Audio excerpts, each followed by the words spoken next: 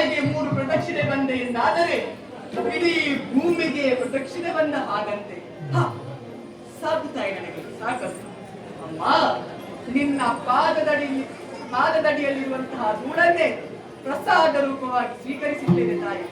ಅಮ್ಮ, ನಿನ್ನ ಮಗ ರಣಕ್ಷೇತ್ರಕ್ಕೆ ಹೋಗುತ್ತಾ ಇದ್ದಾರೆ, ರಣಕ್ಷೇತ್ರಕ್ಕೆ ಹೋಗುತ್ತಾ ಇದ್ದಾರೆ, ರಣಕ್ಷೇತ್ರಕ್ಕೆ ಹೋಗುತ್ತಾ ಇದ್ದಾರೆ. Oh